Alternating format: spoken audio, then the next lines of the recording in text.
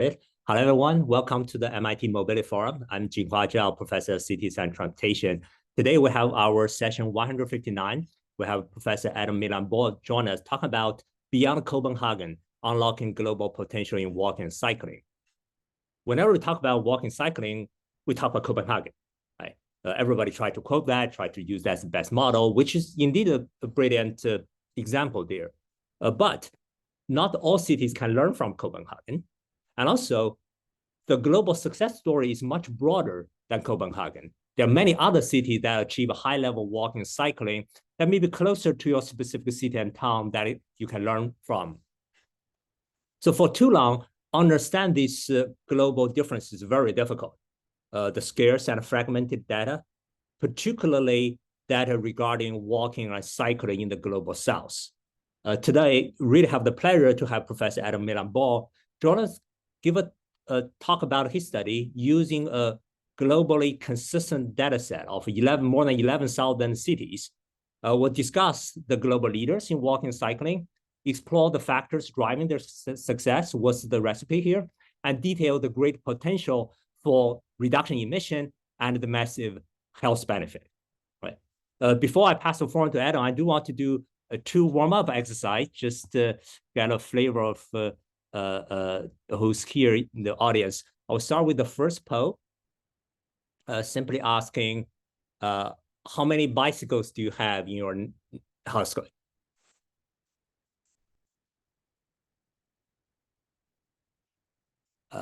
Adam, can you see the question? Or I saw the question. I answered it, but I can't see the results. Oh yeah, good. Yeah. So we'll yeah. Are you not able to say, Jinhua? I can control it. A poll has been launched, but I don't know how to control that. Yeah, but okay, I can end it and share the results. Okay, so how many response now? 185. Okay, maybe give 5 more minutes, then we stop and show the result. Okay, almost 200, so I'm just ending it now. Sure. And share. This is a self-selected audience. Yeah, of course. Yeah. Yeah. I actually cannot see it as a co-host. Can you read out the distribution here? Okay. So out of the 195 who answered, 15% 0, 23% 1, 19% 2, 14% 3, and 29% 4 or more, which is the biggest share. Wow, I see. Indeed, it's a very biased sample here. Okay, good. The second question, maybe Bua, you'll launch it. I'll ask you, in the past 7 days, how many days you have used bicycle? It's launched, yeah. Okay, good.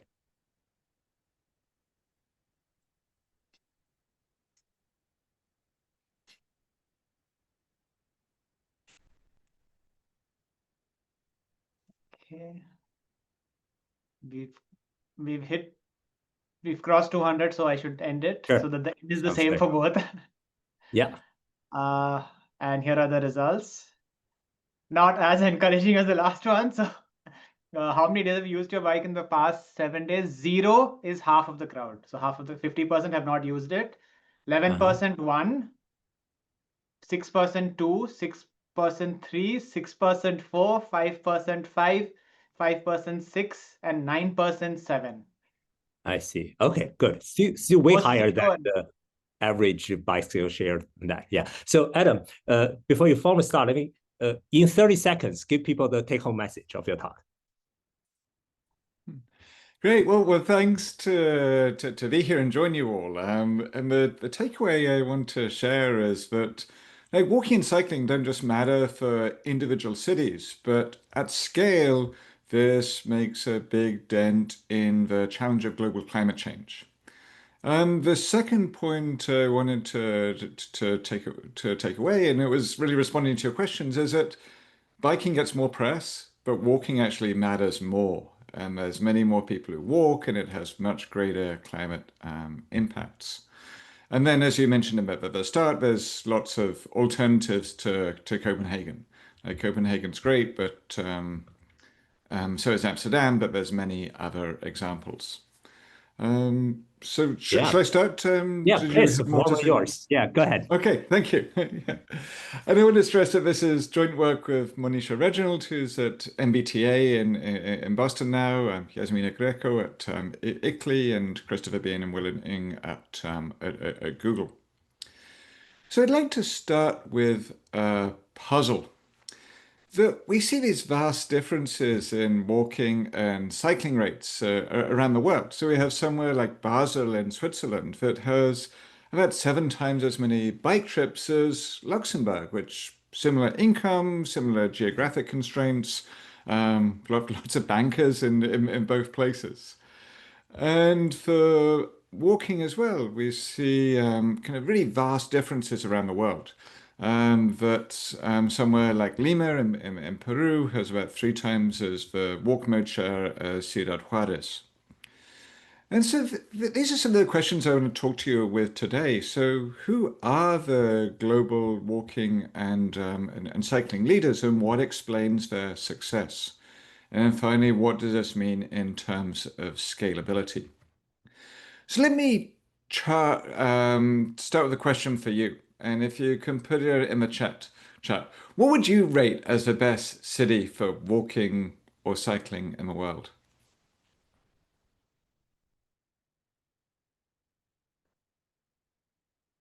So Berlin, Oslo, New York City, Barcelona, Vienna, Cambridge, San Paris, right? Francisco, Bogotá, Paris, Minneapolis, Utrecht, Sevilla. So, okay. So you're all primed, right? You're okay. Someone mentioned Copenhagen. 2 people for Copenhagen. One for Amsterdam, 1990s, Beijing.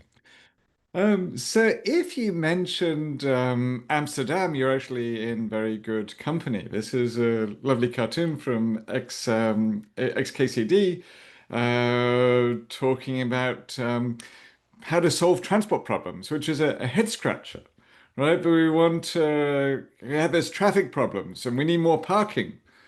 And then the friend is saying, well, I'm going to Amsterdam and they all ride bikes there. And so it goes on, and this person on the left is totally puzzled, and the person at the right is screaming, Netherlands, Netherlands, Netherlands. Maybe you can put tire spikes on the road, or maybe you can just be like the Netherlands.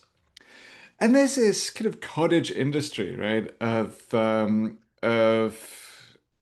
best practice consultants and like the Dutch Cycling Embassy and who are promising to help you make your city like Copenhagen or turn it into a paradise full of Dutch people on bikes. But the problem here is if you go to the mayor of somewhere like Portsmouth, New Hampshire, or Dhaka, or like probably 95% of cities in the world, and you say like, "Hi, we're here to make your city like Copenhagen," you're probably going to get a big eye roll, right? Most cities don't want to or can't become like Copenhagen or Amsterdam. And so it's not clear what are more context appropriate models to follow. And that's just for biking. And if you want to know about walking, there's even less data. Like, I mean, apart from the kind of maybe Barcelona or some other Spanish cities, there's even less knowledge. So in summary, it's really hard to know like what these global leaders are, and are these kind of widely heralded success stories like Copenhagen or in San Francisco? Are these just places where urban planners like to go on vacation? Certainly, I go and take lots of pictures of buses and bike lanes when I'm traveling. Probably most of the people in this seminar do, but that's not exactly a unbiased sample. So in this project, we're using a new data set. Google Environmental Insights Explorer, which has both building emissions, but also transportation emissions, which are based on disaggregated mode share and travel data, not just for Copenhagen or the usual suspects, but for nearly 12,000 cities around the world. And importantly, this isn't just kind of European and US and other cities in the West. These are many cities in South Asia and Africa that are often ignored. And it's collected in a consistent way, right? We're not having to worry about methodological differences and kind of question wording in travel surveys. It's collected the same way. So what are the high-level results? Well, the colored dots here are the top decile, the cities with the highest mode shares of walking, and then the gray dots are the other cities in the data set. So already what stands out to me is that it's certainly it's European focused here, but there's lots of cities in Eastern Europe, places like Serbia, Cyprus. Someone mentioned Oslo, like Oslo is up here as well, I believe. But also Morocco, Peru, Bangladesh. These cities are standing out. Conversely, like Southeast Asia is a real kind of dark spot in this area in terms of walking. So some of the usual suspects are standing out, but also many other examples. In a similar pattern for cycling. Right? Sure, the Netherlands is here as well, but also Japan, which is really well known for like public transport and energy efficiency, but less for walking and cycling, and some Latin American countries as well, like Brazil. And so even beyond the country, just thinking about the outliers gives us some insights. So the Netherlands is doing really well here in terms of cycling, no surprise. But this is Wageningen here, which is one of the outliers, even more so. The Japanese median is pretty high, but there's also a bunch of these are largely suburbs of Osaka, which really stand out with 10% more of vehicle travel, or sorry, of passenger travel by bicycle. And then on the walking, again, walking is much more of a kind of unknown globally for transportation planning. And it is certainly some less studies you don't read about much in the literature. Places in like in Senegal, Serbia, Ukraine, and this is even pre-war. This isn't just an artifact of the war there. Morocco, some incredibly high shares in Morocco. So what do we do with this? So what makes some of these cities such good performers? And at the high level, I just want to share briefly some of the statistical results. Technically, this is a Bayesian hierarchical model.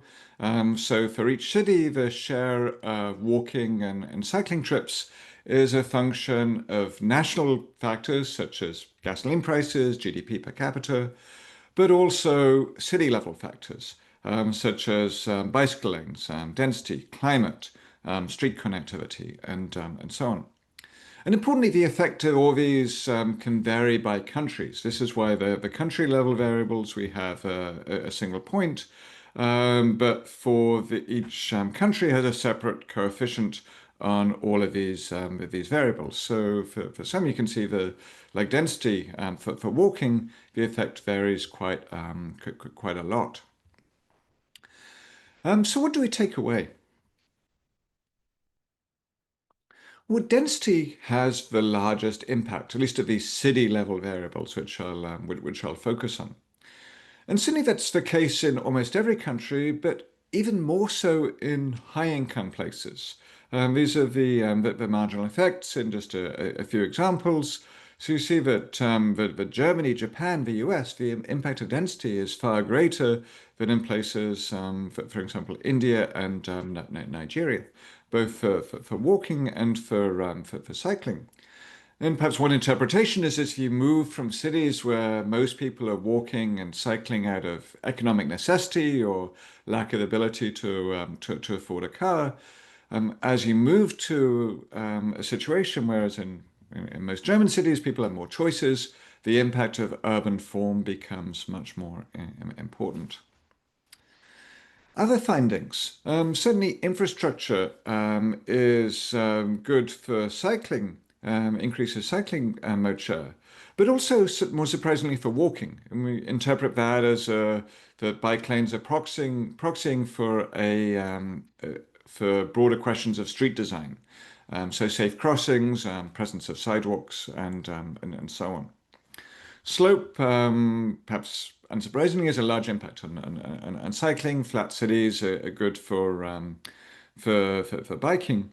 But climate is of minimal importance, which I want to highlight because this is the number one excuse I hear from a lot of cities. Like, no one's ever going to cycle here. It's too snowy, even if it's even despite the evidence of places like Copenhagen. It's too hot, it's too cold. In LA, I've had people complain to me, oh, it rained yesterday. I can't possibly walk anywhere. So people use climate as an excuse, but that isn't really borne out in the data. And certainly national level factors, particularly gasoline prices, also matter for mode share. So what does this mean in terms of scale? Well, we simulated here in the model a kind of crash program of investment in street design, indicated by bicycle facilities. And most cities right now are way down at the bottom of this, right? The city level median is like a fraction of 1% of bicycle lanes measured as a fraction of the road supply. And so if we get up to the 95th percentile city, which has about a quarter of roads of bike lanes, or Copenhagen with more than 40%, then you get into some real emission reductions. So about 6% reductions in global emissions from car travel by these simulations. And that's bike lanes alone, even without considering some of the other policies that might promote walking and cycling. So this is a major mitigation wedge, and also has big implications. So we quantified hundreds of billions of dollars in public health benefits as well from this type of program. You can imagine someone like the World Bank could promote bike lanes worldwide as a mitigation wedge. But bicycle infrastructure looks really different in different places. Like, this is really context dependent. And in a place like Scandinavia, cycling, walking built around kind of wonderful facilities like this. So in Helsinki, you actually have nearly 1 kilometer of bicycle facility for every kilometer of street. Slightly misleading because if they're on both sides of the road, then that counts twice. But still, like, there's this incredible, like, dense network of bicycle and paths in Helsinki. But if you go somewhere like Japan, the infrastructure looks incredibly different. So that Tokyo is a real case in point that about 3% of streets have bicycle lanes. And so that we see that there's certainly some bicycle facilities in Japanese cities, but more often the success is really built around very narrow shared streets where there's mixed traffic, but it's pretty safe. There's not even a sidewalk here. This is pretty common. There's a painted line. And the streets are narrow, right? It's impossible to drive fast. Even new streets in a place like Tokyo are about 5 meters wide on average. And that's about a third as wide as a typical street in the US. So we looked at some of these case studies systematically in our data set, and we chose a series for further study. So the share of bicycling and walking, how it's increased in recent years, the national rank, so how well cities are doing compared to other cities in that country, and are they statistical outliers? Are they outperforming what a model thinks they should be out at in terms of walking and biking share? And so we also tried to get some regional variation, and we came up with these 8 cities. And I just want to close by sharing a few highlights from these. So London. So it certainly has a real constellation of planning efforts. So whether a cycle action plan, a pedestrian comfort guide to support walking, various more specialist plans. They even have a walking and cycling commissioner, like appointed by the mayor, who has this in their purview, making streets safer for pedestrians and cyclists. And you can really see like how London is doing. That at the percentile, it's kind of like really at the top in terms of Britain for walking and cycling, and especially on walking, it's outperforming what we'd expect from the statistical model, and also has very high shares. And this is how it does on some other variables compared to global cities and compared to other cities in the UK. They also have a hierarchy of infrastructure. So the cycling network, but is complemented by a lot more kind of small-scale interventions, whether it's street design where cars are allowed through, but the same surface as the sidewalk, or by diverters that restrict movement for cars but allow walking and cycling. It keeps that permeability. Montreal is another example that came up in our analysis. Some of the highlights here is all-year cycling network that is plowed. Again, a hierarchy of networks. So there's the express network with high-capacity lanes, but also a more locally oriented bicycle network. Many pedestrianisation schemes. And overall, I think the political support Projet Montreal, the mayor's party, walking, cycling, and public transport has been a key aspect of this. Nairobi, we wanted to have some geographic variation, and certainly for among large African cities, especially for walking, perhaps less so for biking, but Nairobi is really standing out. Has some protected bike lanes, very rare in African cities, and with ITDP and the UN has worked towards a street design manual.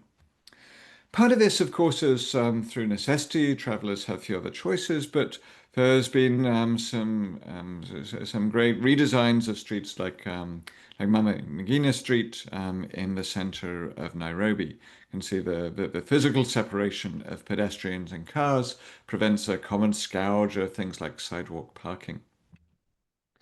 And then the last one I wanted to highlight is Osaka, again, kind of off the charts in most of our case selection metrics here. And again, partly based on this combination of some dedicated infrastructure, whether bicycle lanes and sidewalks on major streets, but some of the other streets, it's really a question of shared space. Although the city has been moving on the arterials from the sidewalk level bicycle lanes towards ones that are in the roadway to try and improve travel speeds and reduce pedestrian bike conflicts. And Osaka has also had some really ambitious pedestrianization schemes on major roads and squares. There's one more I wanted to highlight. So in the Netherlands, sure, you could look to Amsterdam. It's not that it's not doing great work. But even more so, perhaps look to Leiden with their low-car city agenda. Motor vehicles are restricted but still allowed in the city centre. There's connectivity through this ring park, and partly this is a function of the historic nature of Leiden and the college town, but also by thoughtful design. For example, redesigns of some of the canal side streets to favor walking and cycling.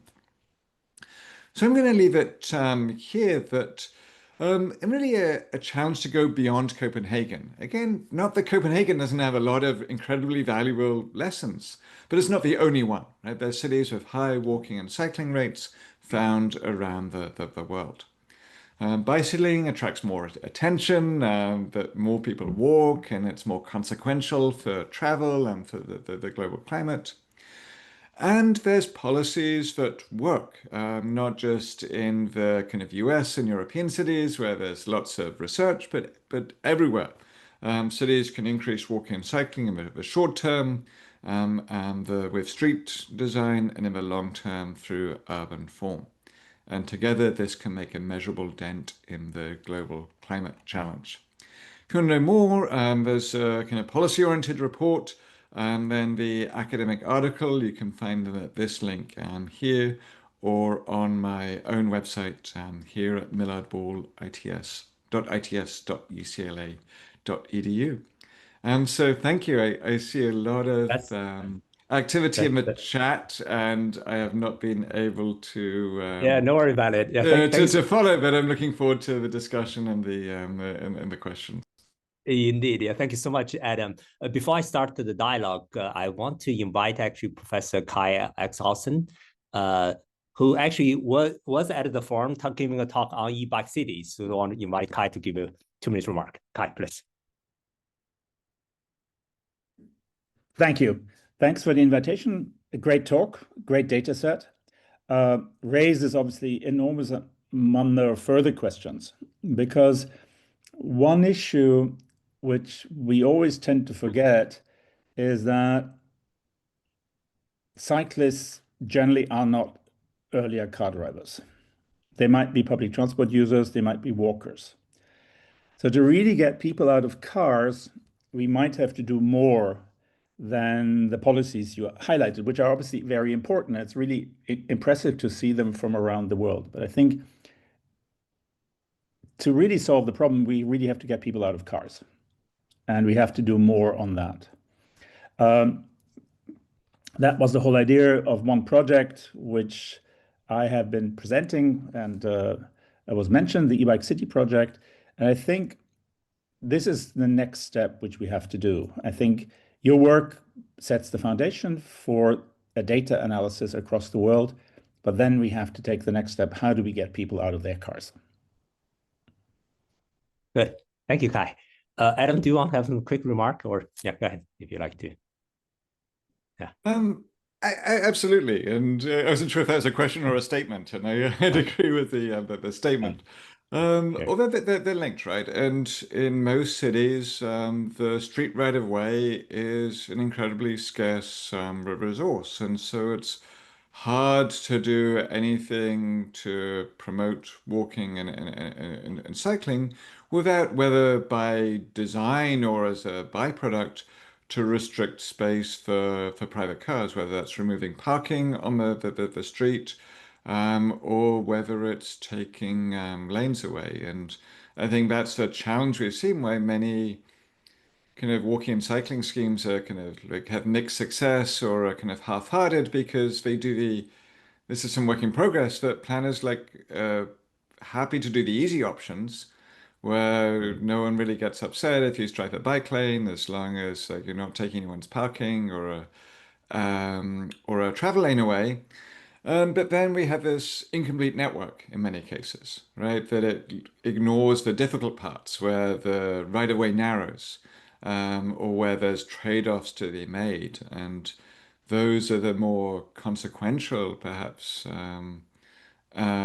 designs, but they also involve the much harder decisions. And I think one of the impressive parts of the case studies, and Montreal is one that springs to mind, where is the planning, most of the planning has been working with business owners and residents and say, okay, we're going to remove parking on this street for a bicycle lane, but let's work with you. Let's figure out where there's other parking availability on side streets. Let's do some monitoring of retail sales, like before and after, and showing some willingness to revise if there's a demonstrated impact on business revenue. And so the hard part of the planning is often that gaining that business and resident support for where there's trade-offs, right? To not just to stripe a bike lane or widen a sidewalk, but to take car space away in the process. Right. Oh, so Adam, maybe a couple questions from me. The first one is about the relationship between the bicyclist and the pedestrians, right? We sometimes think that, oh, they're all kind of friends, active travel, etc. But do you notice where sometimes they have conflict, right? So for example, if a bicycle don't have their bicycle lane, if they're onto this pedestrian lane, has certain conflict. But then you also mentioned that in Osaka, they could mingle in a friendly way, right? Give us some examples where the two can mingle and where there is a potential conflict, how to resolve those. Yeah, it's that's a great question, because I think with high-speed e-bikes, this is becoming even more of a challenge now, in even in cities where there's historically been some commingling. And I think this is a kind of it's a case of volumes and width, right? That if there's if you have a local street in a place like Osaka, then and the speeds are low for all road users, then it's generally fine. People figure it out. And but I think the challenge that when we spoke to the city of Osaka, they are moving away from this model of striped kind of shared sidewalks with a line down the middle for bike space and pedestrian space, which works maybe with lower volumes, but is hard when there's more travel and with high-speed bikes, and it's also slower for bicycles, right, as well at intersections. And so Osaka, despite the success of that, they're actually moving now towards designs where the bicycle lane is in the roadway and it's still physically separated, but isn't in the shared space of pedestrians. So I think that it's really a case-specific design based on the speeds, the volumes, and other factors. Right. Another question is about the data, right? Two questions in that. One is a narrow one. What's the definition of a walking trip? Particularly, the number of walking trip could be super sensitive to the distance buffer here, right? So beyond 200 meters, 100 meters, or if I go from my office to say hello to my friend, colleagues across door, when it's counted as a walking trip? Then a broader question is, can you share us a bit more about this Google Environment Insight Explorer, where you have more than 11,000 city data in this, and to what degree that all the research can access this and doing research on this? Yeah, great. So the definition of the trips is something we certainly talked a lot about with Google, and I forgot to mention at the start that the walking and bicycling trips, those also subsume trips by wheelchair users that are more often classified as walking, but they can be detected as bicycling trips if it's a higher speed wheelchair. But the distance cutoff, it's some parts of the algorithm we didn't have any visibility into, which is one of the reasons we went by distance, share of distance, rather than number of trips. Because once you start calculating share of trips, then the data are much more affected by these sorts of decisions, right? Is a 10-meter walking trip a trip or not? Whereas if you're doing it by distance, it doesn't. It has pretty minimal impact on the results. We should also add that that multimodal trips are just disaggregated into the component parts. So if you walk to a bus stop or a train station, that is calculated as a walking trip for that segment, as well as the public transport trip. Again, a reason to do this by distance rather than number of trips.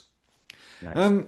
Instead, and then in terms of access, this is something that is really a conversation with Google. And so there's some public data on the Environmental Insights Explorer website. You can Google it for several hundred cities, and that public data is being expanded.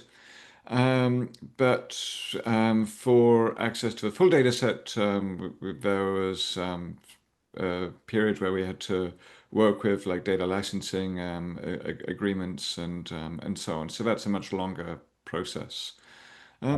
Partly, I think the public data are vetted with the individual cities. And so except for the case studies, we're less interested in individual cities. And so if there's like some errors in a specific city, that kind of washes out in the analysis, it's less critical. But I think they're, without putting words in Google's mouth, they're a little more cautious about what they post publicly until that's gone through that vetting process. Understood. So next question is about the methodology. You mentioned this study is associational. You're not claiming the causal impact here. So two questions. One is, what it takes to move to a causal argument. But second one is practically speaking, from the policymaking point of view, which part of policymaking we indeed need a causal argument, and which part of policymaking where associational study is sufficient? Yeah, this is a question that was a traumatic struggle with the paper reviewers. So so it's something we talked with them a lot about in the editor. And so certainly the causal inference would be we don't claim that, right? We're associational. And many of the causal inference methods for we tried in this. Like, so there's people have used instrumental variables, for example, to two-stage least squares to try and get the third variable that is correlated with the outcome through the treatment. So, for example, through bike lanes. And we looked at density, we looked at like hydrology, hydrological conditions, we looked at former rail lines and canals, which are sometimes converted to bike lanes. And people have used these really successfully at the national level. But globally, like these don't work. Like at least we couldn't get them to work because the exclusion restrictions, to be technical, might be satisfied in a particular country, but not in this global data set. And so our view is that, hey, that the causality we can demonstrate and has been demonstrated through many national level studies or even city level studies. And we know the mechanisms, right? It's not a kind of a mystery like why bike lanes encourage more people to bike or why density increases walking and cycling. And so I think our contribution here was really the scale. Like, to what extent do these patterns, are these just a product of people studying the Netherlands or the US or Switzerland, and places where the data tends to be more available? And we're showing that these, at least at the association level, this is something which is in Latin America and Sub-Saharan Africa, Southeast Asia. This can be written off as something that's special about Western cities where most of the research has been done. And then also we can use the data to do these global scale estimates of the potential as well. So yeah, causality is important, but I think the promising path for causality is much more at the national scale. Right. Yeah. And then on the health benefit, right? You didn't have time to touch too much about it. Can you elaborate a little bit more about the health benefit? Yeah. So we use some previous estimates of really the dollar value, so the health benefits converted to a dollar value in terms of like health and reduction in mortality, which have come out of previous studies. So this is very much a back of the envelope calculation, but it flows directly from the increase in walking and cycling kilometers. It doesn't really depend on as much on a mode shift. It's about more physical activity. And so we quantified the expected impact in how much exercise, how much physical activity people are getting, and then used some of these previous studies that were, I think it did some sense of like monetized value per kilometer traveled. But it's staggering how large it is. We're talking of billions of dollars. If I look at it, I mean, I have a number in my head. It's 400 and something billion, $435 billion a year in health benefits that we estimated from this kind of crash global Copenhagen style program of bike lanes and street redesign. I see. Yeah, thanks. Maybe the last set of questions more on the implementation side, right? Given now we have this knowledge, how do you translate into the actual practice there? The first one is, so we mentioned that some cities feel frustrated every time we talk about Copenhagen, right? Now you can point to them, no, but many other cities that's successful, you can learn. So is there a way where for any given city, you can give a kind of a sister city that you think that they are reasonably comparable, have a good example you can learn? Can you help people with that? Yeah, that's a great question. And in some ways, I think people should choose their own cities, right? So you give them a menu of options, and then people decide for themselves, like what is the most relevant. Although elected officials often like to think their city is unique, right? That there are LA, for example, loves to think that there are no peers to LA, and New York City and similar. So there's the role for saying, okay, if you don't think you can be like Amsterdam, like how about being like Montreal? For a North American city, a large North American city, or Hoboken for a smaller North American city. Or if you're in a large city in Europe, perhaps London could be a good example. And there's many more than we highlighted. We tried to highlight some of the ones that haven't been. So there's a lot written on. I saw a couple of comments about Paris in the chat, which is also a great example. But people tend to know about Paris already, and lots of people go on vacation there already. But there's fewer people who go on vacation to Osaka, perhaps, or Hoboken, and go and take pictures of the bike lanes. I see. The last question from me is it's about the persuasion, right? We academics, we do the study, but in the end of the day, we need to persuade the public and persuade the decision makers here, right? So through our interaction with the different cities, etc., any lessons, experience you get, right? Is it, for example, we're talking about association or causality. Do decision makers care about this differentiation, or any other mode of a persuasion that's more kind of practical in that? I remember last time also Professor Oxelson mentioned that you had to come down to like a general vote, right? How to convince the public to do the referenda. So what's your thinking on this to really translate to action here? Yeah, that's a great question. That's not something we dug into in this study, but I think I'll highlight that even this is still it's not a settled policy, right, in any cities. Like the political challenges still exist in London, like over low traffic neighborhoods, for example. There's been a backlash against those. In Copenhagen, even I'm thinking of Jason Henderson's book about that. It's still like people don't like it when their parking is removed. And so that this is still a challenge, but I think having the political constituency, so people who do walk and bike, and they see the benefits and the improved street designs, and that's really the recipe. And that once you build this, not always, but largely, people like it much more when it's concrete as opposed to when it's abstract. The great examples of these are congestion pricing, right? That people hated it when it was proposed in Stockholm. People hated it when it was proposed in New York, and then as soon as it's implemented, the public opinion flips the other way. And so I think when more people, there's a virtuous circle here that is when more people start walking and cycling, then they become the political constituency to keep these improvements, and the reductions in parking or travel lanes become less salient. But it doesn't mean that the political challenges magically disappear. Right. Great. Thank you. So now let me give the time to John for the Q&A from the audience. Yeah, John, please. Super. Okay. Lots of questions in the chat, Adam. So I'm going to try to cluster them a little bit. So the first cluster was about safety. So let me just give you 3 questions that were asked, and you can sort of see how they connect together.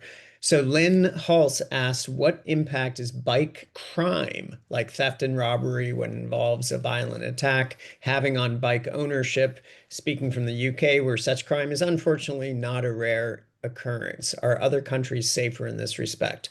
So that's one question. Second question about safety is, do you have comments about walking and cycling connected to perceived safety, especially among women? That question coming from Barbara Braga. And then finally, Elizabeth Peterson asked, is safety an outcome that is measured in your best practice cities? So here in the United States, we tend to focus on things like walkability indices, et cetera. So is actually what you measure driving sort of a safer outcome? reactions on safety. Okay, great. My internet cut out a little bit in the middle, so I think I missed part of the question, but I'll do my best to answer all of these collectively. I mean, I'd love to have safety data worldwide, like that just doesn't exist at the same scale as the. Um, sorry, I think I cut out. I'm going to leave and I'm going to come right back. So don't go away. We can hear you well, actually. Yeah, he must have had some instability on his connection.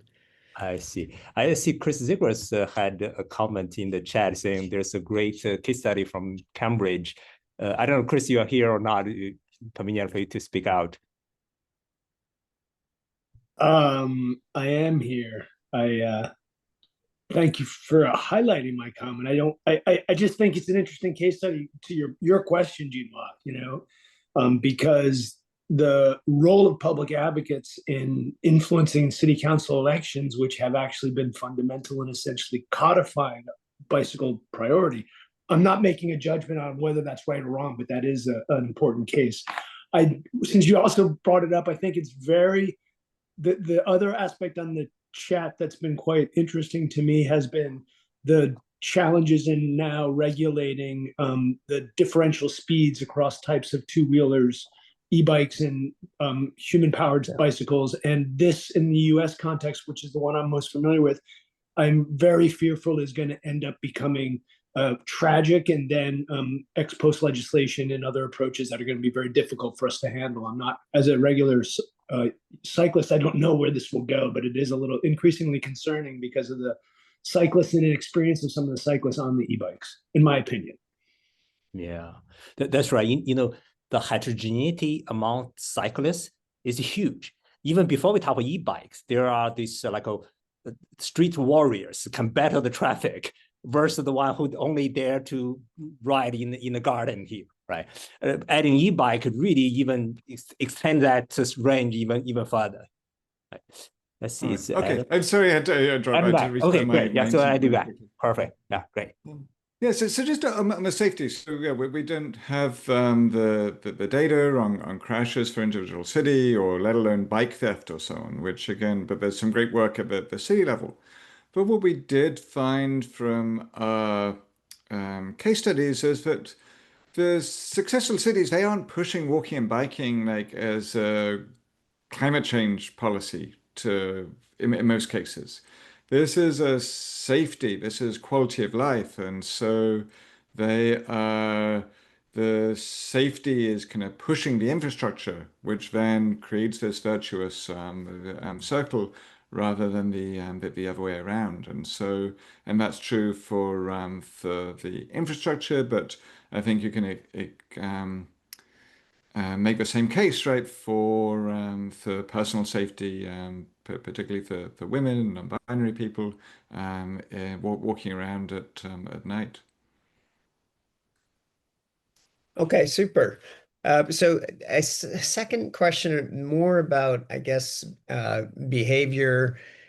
There's a comment from John Morgan. He said, I'm guessing there are social class connotations to different modes that apply in some countries, but not in others. And of course, this sort of reminds me of how in some cities around the world, in Paris or Tokyo or New York, you see very wealthy individuals using regularly public transportation.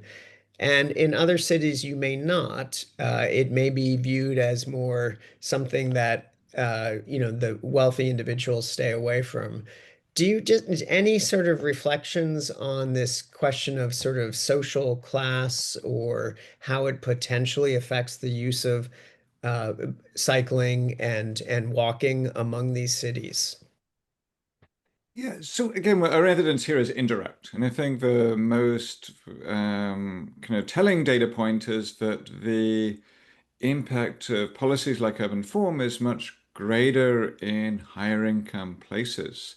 And again, in lower income countries, indicating that walking is perhaps more limited to people who don't have other options. The same way with cycling, and that as countries get richer, then the kind of conditions like the make it more those become more important in determining walking and biking rates, which one interpretation of that could be the stigma.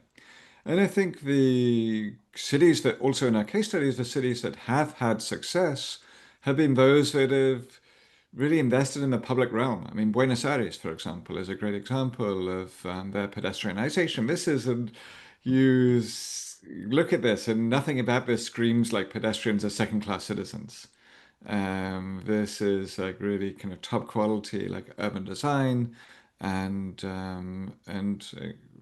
my sense of talking with planners in Buenos Aires, they see people of all social classes, income levels, they're walking and they're on their bikes. Yeah, I don't know if you've had a chance to interact with Andres Sevstek at MIT, but he's doing a lot of amazing work on sort of how pedestrians think about making their choices and what path they choose to follow through cities and so forth. A question came up from, well, a comment from Robin Chase, which Chris Zegras from MIT just reflected on while you went offline with Jinhua. The comment was, it feels like bikes, pedestrians rarely, competing in Osaka are competing with heavy or fast vehicles. This feels critical to me. And I think Chris just shared a sort of similar comment that when you have a big difference in sort of speed and so forth, and Chris was talking about now the introduction of e-bikes and the sort of mixing of e-bikes with traditional bicycles and bike lanes. Any thoughts on that? So this sort of difference in the speed of the vehicle, whether it's with an e-bike or whether it's with an automobile. Absolutely. I think that this is the justification for segregation, which is kind of infused through most street design manuals and is perhaps more implicit in the Japanese examples where the shared space is on these local streets. And that ability to mix all modes depends on there being less differential in speeds, whether it's between e-bikes and pedestrians or between cars and bikes or cars and pedestrians. And the more those speed differentials increase, then that's when we need physical separation. My favorite example of this is on the UC Santa Barbara campus here in California, where there's a pedestrian space which is demarcated from the bike lanes. And there's also a skateboard lane because the skateboards are moving at different speeds to both the pedestrians and bikes. And so the more of the volume, there's a volume there, and the more the speeds are different and perhaps the behavior, then there needs to be more segregation. And where the speed differential is really great, then physical protection. With parked cars or other barriers, as in the case of protected bike lanes. And have you seen examples where enforcement of some form is required to maintain that segregation, to ensure that people with high-speed e-bikes are not using bike lanes if they ought not to be using those bike lanes?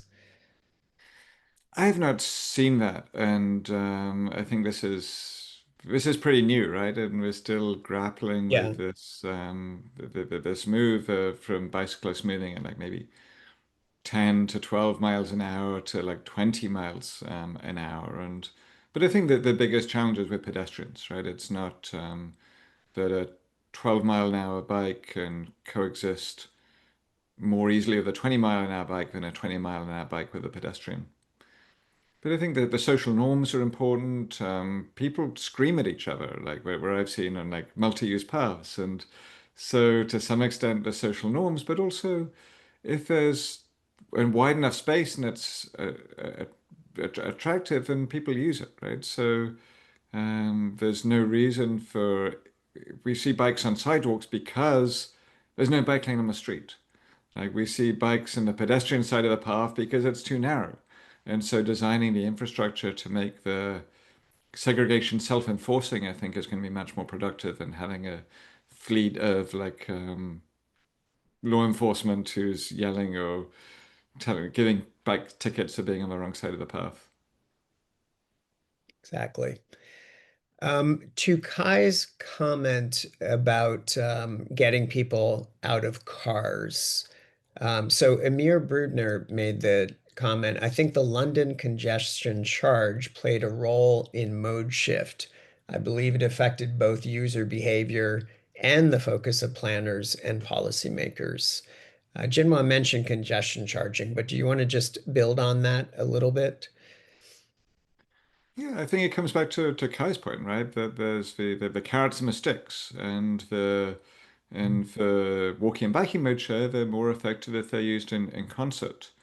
And I think what was interesting specifically about London's congestion charge is that they didn't really use it to reduce congestion, right? They kept congestion roughly constant or even let congestion worsen a little bit, but used the reduction in traffic to free up space on the streets for buses and for pedestrian space and and in some cases for bikes too. And that was really the magic of the congestion charge for London in terms of walking and bike infrastructure, was allowing the city to reclaim that space, as well as providing a funding stream to like implement really high quality public space facilities or separated bike lanes. They've changed their names over the years, but essentially they used to be called cycle superhighways. Right, right. And by the way, your comment about how people were so vehemently opposed to congestion pricing, the Stockholm study and so forth, and then once it's implemented with time, people become far more supportive. I think also very, very interesting. We're just about out of time. Maybe I'll just close with an observation of my own. I thought that when you looked at the factors that impact, the adoption rates of cycling and pedestrian, you mentioned density, infrastructure, slope, and climate. And I did find it really interesting that you said climate is kind of an excuse. And indeed, we do see in some very cold weather environments, very high uptake of cycling. My question, have you seen the same in extremely hot environments? Say, for example, in cities in the Middle East, like, I don't know, maybe Dubai. Absolutely. We see that the hot temperatures aren't a barrier to walking and cycling. And just as with a slight exception in the coldest of the cold cities, cold temperatures don't matter either. And partly my interpretation is like people adapt, right? That there's both through the physical design of the environment, and you think of the shade structures and like arcades and so on, and also just through the when you leave to go to work. You don't you don't go in the middle of it. Maybe you leave a little earlier when it's still a little cooler, or you walk the dog in Phoenix at like 5 a.m. before it gets hot. So it's certainly doable, but certainly not all cities do that, right? And that's a policy choice rather than a kind of immutable feature of that's imposed on a city by the climate. Cities that are hot, cities that are cold, cities that are wet, people figure things out. Super. Great. Yeah. So I was just end with saying, Adam, I'm glad you mentioned London. I was working at TF at that time, part of the team of designing the bike superhighway there. The only comment to add is before that, London Street, is very narrow. There were a long time the debate is, should we widen the bike lane from 1.2 meter to 1.3 meter? And then at the point we pushed through, no, let's forget about this level. Let's talk about the superhighway, really make it a good infrastructure for people to use. Everybody, please join me. Thank Professor Adam Millard-Ball for the presentation and conversation today. It's brilliant. Thank you so much. Well, it's great to see you, and I love the active chat. And I'm sorry I didn't get to read most of the comments, but it's great to see all this discussion, and great to join you all. Thank you.